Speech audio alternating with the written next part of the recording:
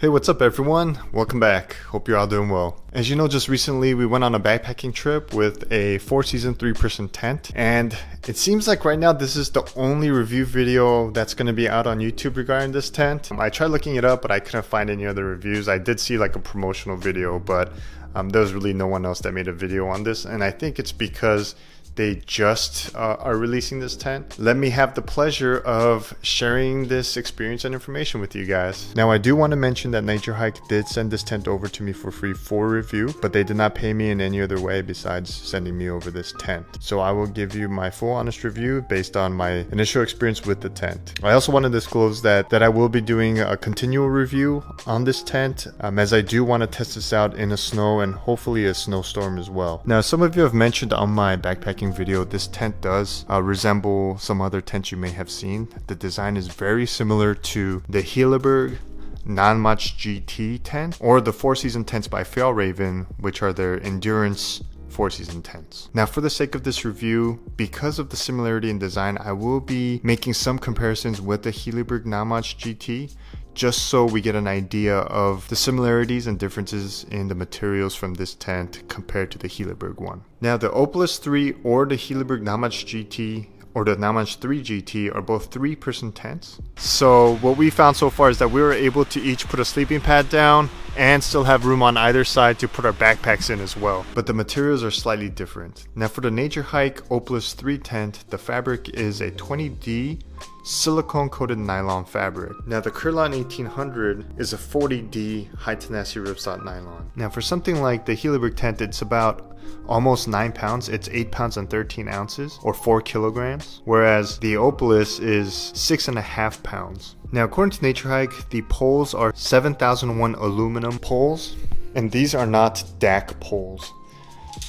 So compared to the 7001 aluminum, I do have a set of DAC poles that came with my Marmot Thor 4-season tent. You will notice that the diameter on the NatureHike poles are slightly smaller. What I did like about the NatureHike poles compared to the Marmot Thor poles is that the amount of pole material that overlaps is actually greater in the NatureHike poles, which means more of the poles will overlap into each other. We did have the typical condensation that you'll notice during slightly cold weather backpacking trips. As you can tell, there was a lot of little mud splashing, and that was all throughout the tent. And it's because the rainfly, as you can tell, is slightly elevated, and it did rain kind of hard last night.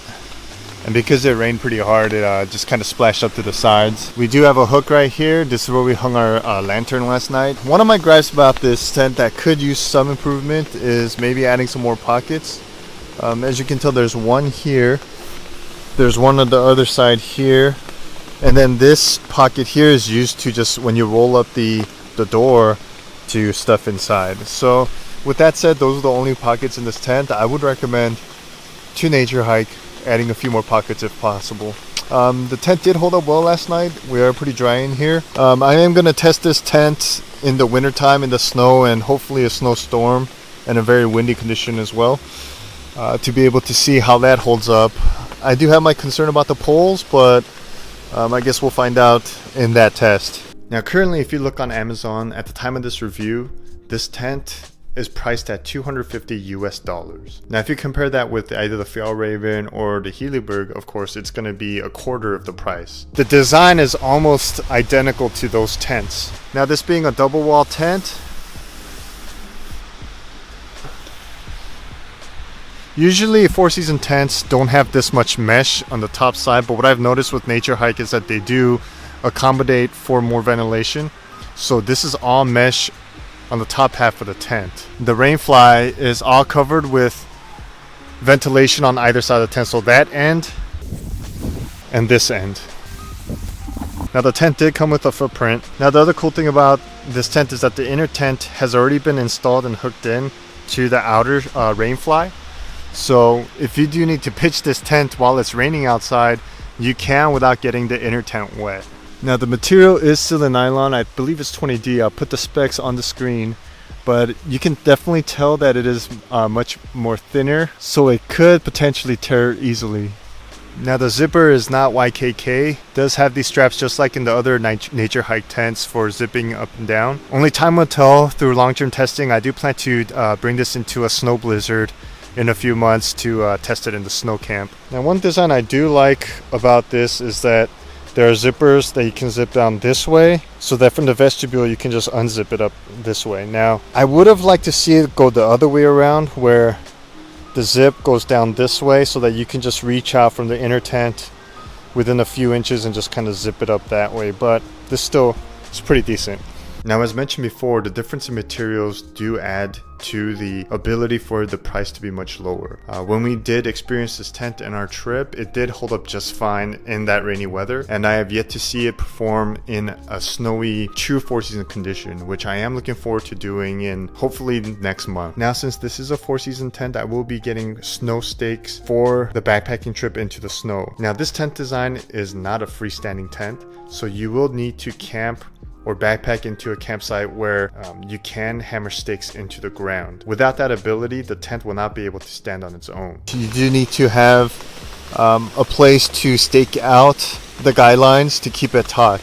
If you are camping in a place where the ground is just rocks, I would not recommend this tent for that situation. But if you can find a place where you can plant the stakes into the ground firmly, then this would definitely be a great system to use. Now, tents like these are best used when they are fully staked out with all the guidelines, because you need that constant tension all around the tent.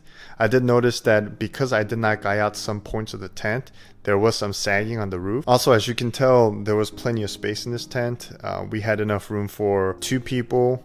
I'm 5'11", and I was able to just lay inside with plenty of foot room, as well as sit up, but you know, sitting up in the tent, you would have to be towards about the middle. If you go towards the wall, then you start to duck a little bit. So we were able to put our sleeping bags in the middle, and then on each side of us, we were able to put our backpacking gear, our backpacks, and whatnot. Now, if you were to ask me who I would recommend this tent to based on my initial experience, I would say someone who is definitely budget-minded, who does not want to spend over $1,000 for a tent of this design, as well as if you're looking for huge vestibule area. Now, I've backpacked with plenty of tents in the rain to know that for the price, this tent is actually pretty good. I mean, it would probably be, for what you're paying for, you can use it in 3 seasons and it'll be great.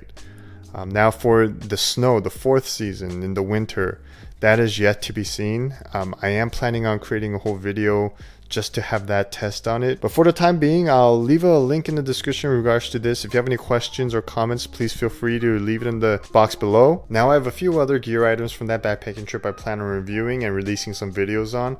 So if you're interested in that, please feel free to subscribe. Also, I am gonna do a follow-up video on this tent in a snow and snowstorm. So if you are interested in that, please feel free to subscribe as well. And as always, I want to thank you all for watching. Take care, and I'll see you next time.